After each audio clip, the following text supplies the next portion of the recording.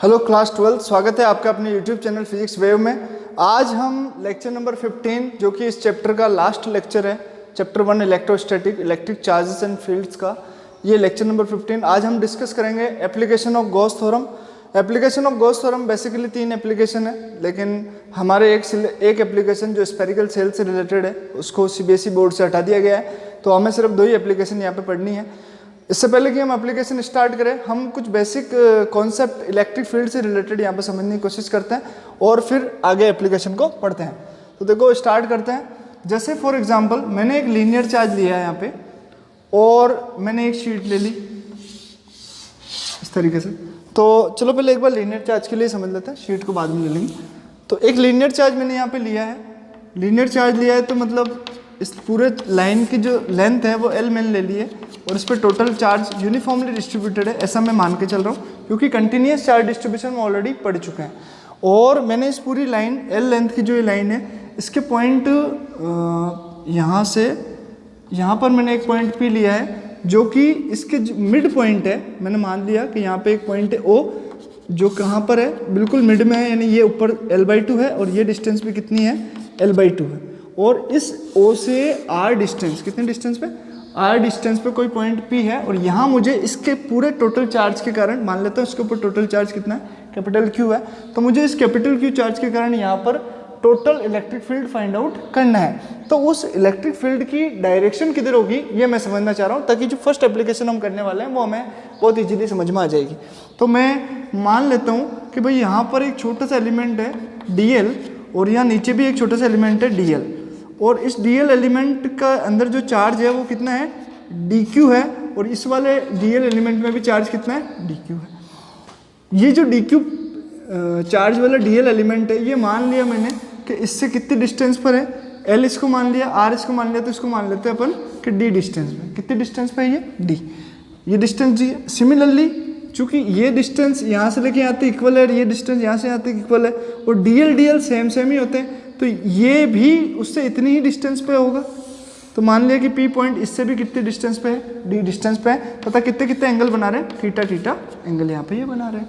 तो dq charge के कारण पॉइंट P पे इलेक्ट्रिक फील्ड कितना होगा, तो मैंने ये मान लिया कि जैसे कितना है ये dE है, हम चाहे तो 1 भी कह सकते हैं, लेकिन दोनों जो एलिमेंट है आइडेंटिकल है, मतलब सेम टू सेम है, तो हम मानेंगे कि यहाँ पे इसके कारण जो इलेक्ट्रिक फील्ड आएगा dq चार्ज के कारण और इस वाले dq चार्ज के कारण वो सेम ही आने वाला है।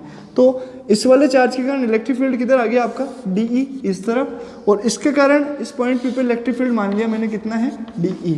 अच्छा, आउटवर्ड डायरेक्शन क्यों बताई, क्योंकि मैं मान के चल रहा हूँ dq चार्ज कैसा है, पॉजिटिव है, और ये चार्ज भी कैसा है, पॉजिटिव, और यदि चार्ज पॉजिटिव है तो इलेक्ट्रिक फील्ड लाइन आउटवर्ड होगी, जिससे मेरे पास ये dE आ रहा है।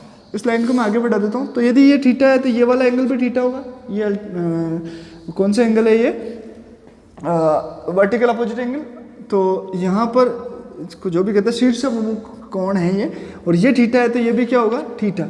तो अब इसके कंपोनेंट करें हम, तो देखिए एक वेक्टर ऐसा आ रहा है dE, और इलेक्ट्रिक फील्ड हम जानते हैं वेक्टर होता है, तो इसके थीटा एंगल पर हम 2 कंपोनेंट करें तो इस तरीके से आएंगे। तो ये वाला जो कंपोनेंट होगा वो होगा dE कोस थीटा, जिधर थीटा एंगल जिस एक्सिस के साथ बनता है वो कोस थीटा कहलाता है, और ये वाला कंपोनेंट क्या कहलाएगा, dE साइन थीटा। सिमिलरली ऊपर वाले के भी करेंगे तो इधर की तरफ क्या आएगा, जैसे ऊपर वाला u है dE, आप चाहे तो वेक्टर लगा सकते हैं इसमें, तो आपको दिक्कत नहीं आएगी, वेक्टर लगा दीजिए यहाँ पे ताकि कंपोनेंट भी बना सकते हैं। तो dE के 2 कंपोनेंट फिर हो जाएंगे, ये थीटा एंगल बना रहा है तो ये वाला क्या हो जाएगा, dE कोस थीटा, और ये वाला क्या हो जाएगा, dE साइन थीटा। तो मैं यहाँ पे बात करूँ तो तेरे को 2 कंपोनेंट तो इधर मिल गए, इस वाले के कारण एक तो dE कोस थीटा, और इस वाले के कारण भी इधर क्या मिला मुझे, dE कोस थीटा ही मिला। सिमिलरली 2 ऊपर की तरफ मिल गए, इसके कारण एक नीचे आया जो dE साइन थीटा, और एक इसके कारण आया जो dE साइन थीटा। अब देखो dE साइन थीटा तो वैल्यू में सेम है और डायरेक्शन में अपोजिट है, तो ये एक दूसरे को कैंसिल कर देंगे। तो ओवरऑल टोटल फील्ड किधर मिल रहा है, इस डायरेक्शन में मिल रहा है। तो हम कहे कि किसी लाइन चार्ज के कारण जो टोटल फील्ड होगा किसी पॉइंट P पे वो किधर होगा, इस डायरेक्शन में होगा। यदि यही पॉइंट में इधर ले लेता तो अब ये फील्ड कहाँ आता, इधर की तरफ आता। ये पॉइंट में यहाँ ले लेता तो ये फील्ड कहाँ आता, इधर की तरफ। मतलब मेरा ये कहने का है कि यदि मैं कोई लाइन चार्ज ले रहा हूँ तो इसके लिए जो इलेक्ट्रिक फील्ड लाइंस निकलेगी वो इस तरीके से निकलेगी। यदि आप इधर ले रहे हैं तो इधर, आप इधर ले रहे हैं तो इस तरीके से।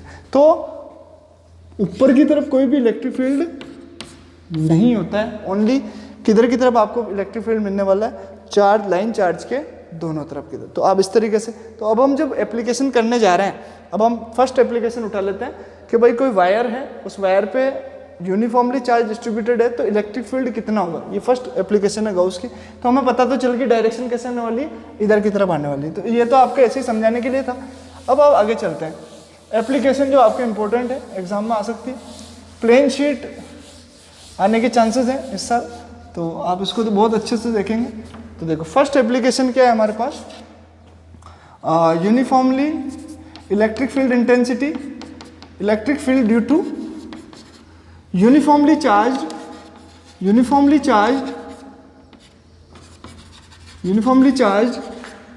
इनफाइनाइटली लॉन्ग, जो वायर हम ले रहे हैं यहाँ पे वो एक तो यूनिफॉर्मली चार्ज होना चाहिए, यानी इस पर जितना भी चार्ज है वो यूनिफॉर्मली बटा होना चाहिए, इक्वल अमाउंट में बटा होना चाहिए, साथ में इनफाइनाइटली लॉन्ग वायर। तो इलेक्ट्रिक फील्ड किसके कारण निकालना है, due to uniformly charge infinitely long wire. तो मैं यहाँ पर एक वायर की कल्पना करता हूँ, और ये वायर कैसा है, इनफाइनाइटली लॉन्ग है, तो इसकी लेंथ तो बहुत बड़ी है, लेकिन मैं इसकी एक पर्टिकुलर लंबाई की यहाँ पे बात कर लेता हूँ, जिसको मैंने कितना ले लिया है, L लेंथ मैंने यहाँ पे कंसिडर किया है कि इनफाइनाइटली लॉन्ग की वायर की लेंथ कितनी है, L है, और इस लेंथ पे जो टोटल चार्ज है वो कितना डिस्ट्रीब्यूटेड है, वो स्मॉल q ले लेते हैं हम, कितना है, स्मॉल q है, कोई दिक्कत नहीं। और आपको वापस इसके वही मिड पॉइंट से एक पॉइंट P है जिसकी डिस्टेंस कितनी है r, भाई इस पॉइंट O से पॉइंट P की डिस्टेंस कितनी है r, और यहाँ आपको इलेक्ट्रिक फील्ड की वैल्यू फाइंड आउट करनी है। तो अब देखिए यहाँ फाइंड आउट करने के लिए सबसे पहले गाउस की एप्लीकेशन हम लगाएं, तो हमें चार्ज को किस में करना पड़ेगा, किसी स्पेरिकल सरफेस या किसी सिलेंड्रिकल सरफेस में एनक्लोज करना पड़ेगा। चूंकि ये लाइन चार्ज है तो हम एक सिलेंड्रिकल सरफेस बना दें इसकी तरफ, ताकि सारा का सारा जो चार्ज है स्मॉल q, जो कि किस लेंथ पर है, L लेंथ पर है, वो सारा का सारा क्या हो जाए, वहाँ पर एनक्लोज हो जाए। तो मैं इसके चारों तरफ एक सिलेंड्रिकल गाउसियन सरफेस की कल्पना कर लेता हूँ, और ये सिलेंड्रिकल गाउसियन सरफेस कैसा है, सिलेंड्रिकल है, जो कि एक क्लोज्ड सरफेस है। देखो मैंने बना दिया एक सिलेंड्रिकल गाउसियन सरफेस, पूरे के पूरे वायर को क्या कर लेगा अपने अंदर, तो इस पूरे के पूरा चार्ज जो है आपके किसके अंदर आ गया, एक क्लोज्ड सरफेस में आ गया। वो क्लोज्ड सरफेस में आ गया तो गॉस थ्योरम आप अप्लाई कर सकते हैं, क्योंकि गॉस क्या कहता है कि कोई भी चार्ज यदि किसी क्लोज सरफेस में एनक्लोज्ड है तो उससे निकलने वाला फ्लक्स क्या होगा, phi equal to q by epsilon naught होगा। तो वो एप्लीकेशन अब यहाँ पे काम कर जाएगी। तो हमने मान लिया कि टोटल चार्ज जो था स्मॉल q, ये किसी गाउसियन सरफेस में एनक्लोज्ड है, जिसकी रेडियस कितनी है, देखो रेडियस, ये डिस्टेंस r थी तो रेडियस भी कितनी होगी, r ही है, और लेंथ कितनी है, स्मॉल l है, कोई प्रॉब्लम नहीं। हमें पॉइंट P पे इलेक्ट्रिक फील्ड निकालना है, किस पे निकालना है, पॉइंट P पे। तो मैं मान लेता हूँ कि ये जो गाउसियन सरफेस है ये छोटे छोटे एलिमेंट, एरिया एलिमेंट से मिलके बना हुआ है। मान लिया कि पूरा का पूरा सिलेंडर किससे मिलके बना हुआ है, ds। अब हालांकि देखो एक चीज और है, सिलेंडर में 3 हिस्से होते हैं इस तरीके से, तो एक तो होता है इसका कर्व्ड सरफेस एरिया, और एक होता है इसका ये बेस एरिया, और ये भी base area. Base area circle की फॉर्म में होता है और कर्व्ड सरफेस एरिया इस तरीके से। तो हम इसमें 3 अलग अलग एरिया ले लेते हैं। जो कर्व्ड सरफेस एरिया उसको मैं S1 ले लेता हूँ, और इसको मैं S2, और इसको मैं मान लेता हूँ S3, कोई दिक्कत नहीं। तो मैं इस पूरे एरिया को मान रहा हूँ S1, इसको मान लेता हूँ S2, और इसको मान लेता हूँ S3। तो मैंने माना कि जो कर्व्ड सरफेस एरिया S1 ये छोटे छोटे एलिमेंट्स से मिलकर बना हुआ, जिसमें पहला एक एलिमेंट कौन है, DS1। यानी इस पूरे कर्व्ड सरफेस एरिया में सिर्फ कर्व्ड की बात कर रहा हूँ, बेस और ये जो सर्किल है इनकी बात नहीं कर रहा हूँ मैं। तो मैं इसकी बात करूँ तो S1 किससे मिलके बना है, छोटे छोटे एलिमेंट DS1 से, और DS1 में से एक DS1 की डायरेक्शन किधर है, ये बाहर की तरफ है, क्योंकि जो हमारा सरफेस होता है एरिया वेक्टर की डायरेक्शन कहाँ होगी, उसके परपेंडिकुलर, सरफेस के परपेंडिकुलर। तो सरफेस ये रहा तो परपेंडिकुलर डायरेक्शन बाहर की तरफ होगी, तो DS1 आपका वहाँ है। अच्छा हम इलेक्ट्रिक फील्ड की बात करें तो अभी लाइन चार्ज के लिए मैंने बताया था इलेक्ट्रिक फील्ड किधर आएगा, इस तरीके से आउटवर्ड, इस तरीके से आउटवर्ड आएगा इलेक्ट्रिक फील्ड। देखो मैंने बताया अभी थोड़ी देर पहले आपको, E sin थीटा से D sin थीटा कट गया था, तो हमारे को जो कंपोनेंट मिले थे इलेक्ट्रिक फील्ड के वो D cos थीटा किधर थे, इधर की तरफ भी थे। तो हम बोलेंगे इलेक्ट्रिक फील्ड किधर, इधर इधर इधर इधर की तरफ देखना चाहे तो इधर भी है, लेकिन हम निकाल ही उधर रहे हैं तो इधर वाला इलेक्ट्रिक फील्ड हमारे कोई मतलब का नहीं रहेगा। यहाँ पे मैंने तीन ही लाइन खींची है इलेक्ट्रिक फील्ड के लिए। वेक्टर लगा देता हूँ मैं इनमें, ये वेक्टर लगा दिया। तो क्या और लाइंस नहीं आ सकती क्या? बहुत सारी लाइन जा रही है, लेकिन मैंने ओनली आपको तीन लाइन बना के यहाँ पे दिखाई है। तो मैं इस पर्टिकुलर पॉइंट पे बात करूँ तो ds1 और E वेक्टर एक ही डायरेक्शन में है। तो यहाँ पे मैं कह सकता हूँ θ1 एंगल कितना हो गया 0 डिग्री। θ1 एंगल कितना हो गया 0। डायग्राम समझना बहुत इंपॉर्टेंट है। यदि आपको डायग्राम समझ में आ गया तो आपको थ्योरी लिखने में कोई भी दिक्कत नहीं आएगी। तो अब यहाँ पे दूसरा जो एरिया है इसके अंदर S1 के अलावा और कौन सा एरिया माना हमने S2। तो इस S2 एरिया को मैं ऐसा बोलूँ कि ये कैसा है, जैसे ये चौक है, चौक में सिलेंड्रिकल शेप में ही है। तो नीचे वाला एरिया कैसा होगा सर्कुलर, ऊपर वाला भी कैसा होगा सर्कुलर, और ये ऐसा है कर्व्ड। तो इस कर्व्ड में तो अपन ने एलिमेंट मान लिए ds1 ds1 ds1। अब नीचे वाला मैं बोलूँ कि S2 जो एरिया है छोटे छोटे एलिमेंट ds2 से मिलकर बना है। तो बताओ ds2 की डायरेक्शन क्या होगी, इस सरफेस के परपेंडिकुलर नीचे की तरफ, भाई इससे नीचे की तरफ होगी। और ds3 की जो डायरेक्शन कहाँ होगी, ऊपर की तरफ। तो मैं कह दूँ कि भाई ये जो पूरा है छोटे छोटे एलिमेंट ds2 से मिलके बना हुआ है, और ds2 की डायरेक्शन किधर है, ds2 वेक्टर कहाँ है आपका नीचे की तरफ है, इस प्लेन के परपेंडिकुलर है। सिमिलरली ये भी छोटे छोटे एलिमेंट से मिलके बना हुआ है, और ये छोटा एलिमेंट कितना है ds3, और इसकी डायरेक्शन किधर है ऊपर की तरफ, यानी इस प्लेन के परपेंडिकुलर। तो हमारे तीन एलिमेंट, तीन अलग अलग सरफेस एरिया माने, और इन एरिया के हमने जो स्मॉल एलिमेंट थे उनकी डायरेक्शन यहाँ पे दिखाई। तो मुझे बताओ कि ds2 एलिमेंट और इलेक्ट्रिक फील्ड के बीच में एंगल θ2 कितना है। देखो इलेक्ट्रिक फील्ड उधर जा रहा है, ds2 इधर, तो ये एंगल कितना हो गया 90 डिग्री। इसी तरीके से यहाँ पे भी θ3 क्या हो जाएगा 90 डिग्री। तो बड़ा ही आसान तरीके से हमने बना लिया इसको। ये एल लेंथ आपको कंफ्यूज कर रही है तो इसको आगे इधर साइड में कर लो, कोई प्रॉब्लम नहीं है, इसको मिटा लो। ये इलेक्ट्रिक फील्ड की डायरेक्शन है तो अलग अलग, और यहाँ से लेके यहाँ तक ये साइड कितनी है एल है। Is that clear? तो यहाँ पर ये हो गया। तो अब अपन इसको आगे सॉल्व करने की कोशिश करते हैं। तो अब यहाँ पे थ्योरी लिख सकते हैं थोड़ी बहुत कि भाई consider a long wire, infinitely long wire, and we consider only small L length of that wire. हमने एक इनफाइनाइटली लॉन्ग वायर लिया है जिसकी हमने एल लंबाई को कंसिडर किया है, जिस पर टोटल चार्ज कितना है स्मॉल क्यू है, और साथ ही इस चार्ज को एनक्लोज करने के लिए हमने Gaussian surface, cylindrical Gaussian surface की कल्पना की है, जिसकी रेडियस कितनी है स्मॉल r है, और जिसकी लेंथ कितनी है उतनी की उतनी स्मॉल l है। उस गॉसियन सरफेस पे एक पॉइंट P लिया है जहाँ पर हमें इलेक्ट्रिक फील्ड इंटेंसिटी ज्ञात करनी है पूरे वायर के कारण। साथ ही ये जो पॉइंट P है इस लाइन चार्ज से कितनी डिस्टेंस पे है, r डिस्टेंस पे। ऐसा हम यहाँ पे चाहे तो लिख सकते हैं, लेकिन आपको कोई मतलब इसको लिखने से कोई एक्स्ट्रा नंबर नहीं मिलेगा। तो ये चीज़ तो आपको समझ के चलनी है। यहाँ पे जो आपको डायरेक्टली लिखना है वो यहाँ पे देखें आप। तो हम यहाँ कह सकते हैं late the linear charge density, late the linear charge density.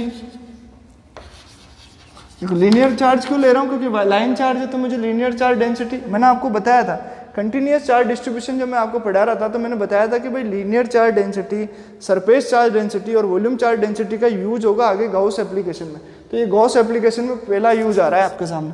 तो लीनियर चार्ज डेंसिटी लेट कर ली इज लैम्डा, देन तो देखो यहाँ पे बेटा लैम्डा कितना हो जाएगा, ये पूरी लेंथ एल पे चार्ज कितना है क्यू। तो मैं कहता हूँ लैम्डा बराबर क्यू बाई कितना है यहाँ पे एल। इक्वेशन नंबर 1 दे दूँ तो मैं इस चीज़ को ऐसे भी लिख सकता हूँ, और यहाँ पर चार्ज बराबर कितना आ जाएगा लैम्डा इंटू ये लेंथ, इसको मल्टीप्लाई कर सकता हूँ ना। तो यानी मेरे पास चार्ज कितना आ गया क्यू बराबर लैम्डा एल। तो आपको ये फर्स्ट स्टेप याद कर लेना कि let the linear charge density is lambda of wire, then wire को मान लिया हमने कि कितना है लैम्डा यदि इसकी लीनियर चार्ज डेंसिटी, तो लैम्डा बराबर क्यू बाई एल होगा, और क्यू बराबर क्या हो जाएगा लैम्डा एल। अब यहाँ पे सेकंड बात ये करते हैं, we let cylindrical we let a cylindrical Gaussian surface, we let a cylindrical Gaussian surface of radius r, radius small r and length small l, and length small l to enclose the total charge small Q, यानी total charge small Q को enclose करने के लिए हमने यह क्या माना है, एक सिलेंड्रिकल गॉसियन सरफेस हमने लेट किया जिसकी रेडियस कितनी आर है और लेंथ एल है। ए शोन इन फिगर, जैसा कि चित्र में प्रदर्शित है। अब इसके अंदर बाकी आगे आपको लिखने की जरूरत नहीं, इतनी लाइन आप लिख दे खूब है कि अलग अलग एरिया है इसमें सिलेंडर में, S1 S2 S3 ऐसा लिखने की जरूरत नहीं, बस इतना आप लिखें। आगे बढ़ते हैं अपन, तो देखो इसको मिटाना पड़ेगा, तो अब इसको याद रखना Q बराबर लैम्डा होल होता है, आगे आएगा अपने ये काम पड़ेगा इससे। इसको भी मिटा देता हूँ मैं, तो देखो आगे बढ़ जाते हैं अब।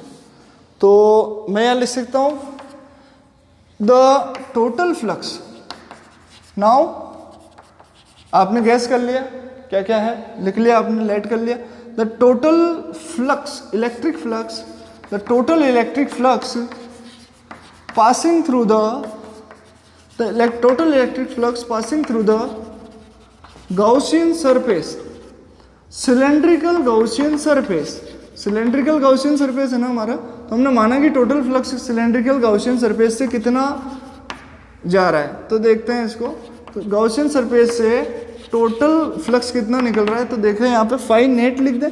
तो बेटा एक चीज़ याद रखो, आपको हमेशा सिखाया गया कि क्लोज सरफेस से यदि फ्लक्स निकल रहा है तो उसके लिए फॉर्मूला कौन सा अप्लाई करना है, E vector dot D S vector. और यहाँ पर ये पूरा का पूरा डी एस किसको बता रहा है, इस पूरे सिलेंडर के एरिया को। अब पूरे सिलेंडर का मतलब हो गया आपका कर्व्ड सरफेस एरिया, S1 भी आ गया, S2 भी आ गया और S3 भी आ गया।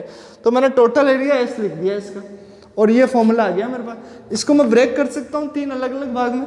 मैं ऐसे भी तो कह सकता हूँ कि S1 plus S2 plus S3, इसमें कोई दिक्कत नहीं है क्योंकि S किससे मिलके बना, S1 S2 और S3 से मिलके बना। और यहाँ पर क्या आ जाएगा, तो फिर E vector dot DS1 vector, यहाँ क्या आ जाएगा, E तो E है, सब जगह E है, E vector dot DS2 vector. और यहाँ क्या आ जाएगा हमारे पास कि E vector dot DS3 vector, ये इस तरीके से वेक्टर। अब मेरे को बताओ बेटा, फर्स्ट यदि मैं इस फॉर्मूले को खोलूँ तो मेरे पास आएगा EDS1 cos θ1, फिर इसको खोलूँ तो EDS2 cos θ2, फिर इसको खोलूँ तो EDS3 cos θ3। θ1 θ2 θ3 की पहले ही वैल्यू मैं लिख चुका हूँ, तो मैं यहाँ पर डायरेक्ट यहाँ लिख दूँ कि भाई इसको चलो खोल लेते हैं एक बार। तो ये आ जाएगा EDS1 cos θ1 प्लस, अब ये क्लोज इंटीग्रल के सिंबल लगाते जाएं और यहाँ S2 भी लिखते जाएं यहाँ, तो ये वापस कितना आ जाएगा, EDS2 cos θ2 plus integration S3 EDS3 cos θ3। अब इसको, ये बहुत आपको लग रहा होगा कि ये क्या कॉम्प्लिकेशन हो रहा है, तो कॉम्प्लिकेशन नहीं है बेटा, बड़ा ही सिंपल है। बस हमने स्केलर प्रोडक्ट को खोल दिया है और हमें पता है कि θ1 कितना डिग्री है, 0 डिग्री है, θ2 कितना डिग्री है, आप यहाँ लिख दो साथ में 90 डिग्री, और θ3 भी कितना डिग्री है, 90 डिग्री है। यहाँ से देख सकते हैं आप θ1 0 डिग्री, θ2 90, θ3 भी 90 डिग्री है। तो ये आपके सामने फाइन नेट की वैल्यू कितनी आ गई, S1 EDS1 cos θ1, EDS2 cos θ2, EDS3 cos θ3, इसकी वैल्यू को रख दें आगे। तो ये मैं मिटा देता हूँ ऊपर से थोड़ा सा, ताकि अपन को जगह मिल जाएगी।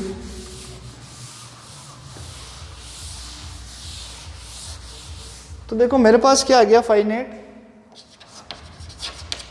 तो फर्स्ट S1 और EDS1 cos 0 की वैल्यू कितनी होगी 1, तो ये EDS1 plus S2 EDS2 cos 90 यानी 0 हो जाएगा। cos 90 की वैल्यू क्या होती है, 0 होती है, याद रखें। और S3 EDS3 cos 90 फिर 0, तो इसको 0 ही कर दो पूरे, यानी हमारे पास में टोटल कितना बच गया, S1 EDS1 प्लस 0 प्लस 0, यानी ये चीज़ हमारे पास बच गई। और यहाँ क्या चल रहा है, फाई नेट, तो इसको और आगे लिखते हैं अपन, फाई नेट इम्प्लाइज दैट का सिंबल लगा देते हैं। तो E तो बाहर आ जाएगा और यहाँ क्या बचेगा, DS1। और बेटा यहाँ ध्यान से देखो कि DS1 एरिया जो है, क्लोज इंटीग्रेशन DS1 किसको बता रहा है, मतलब इस कर्व सरफेस एरिया, इस कर्व सरफेस एरिया, तो ये जो है ना आपका कर्व सरफेस एरिया, ये वाला, ये S1 है। और यदि मैं DS1 को जोड़ता जाऊं तो मुझे टोटल एरिया कितना मिलेगा, S1। और S1 की वैल्यू कितनी हो सकती है, तो हमको ध्यान है जो सिलेंडर होता है उसका कर्व्ड सरफेस एरिया, जो कर्व्ड सरफेस एरिया होता है वो होता है 2πRh। क्या होता है, 2πRh। बट h की जगह लेंथ कितनी है अभी यहाँ पे, हाइट कितनी है, l है, तो हम इसको ऐसे कह सकते हैं कि ये कितना है, 2πRL। कितना है ये, 2πRL। कौन, ये ds1 भाई, इस s1 s1 ds1 ds1 को जोड़ते जोड़ते जब पूरा कर्व्ड एरिया निकालेंगे तो वो s1 बराबर कितना आ जाएगा, 2 पाई आर एल आ जाएगा ना भाई। जितना 2 पाई आर एच की जगह एल इसकी लेंथ आ जाएगी, तो अपन इसकी जगह रिप्लेस कर सकते हैं फाई नेट बराबर E into 2 pi r L. ये आ गया आपके पास इक्वेशन नंबर 2। इक्वेशन नंबर 2 तो पहले दे दी थी, इक्वेशन हाँ सॉरी शायद 1 दी थी, 1 दिया था उसको, तो ये हो गया आपके सामने इक्वेशन नंबर 2। तो अब देखो आगे इसमें बस खत्म होने वाला है ये, अब ये फिनिश हो जाएगा। तो मैं अभी ये डायग्राम मिटा दूँ, मुझे इसकी कोई ज़रूरत नहीं।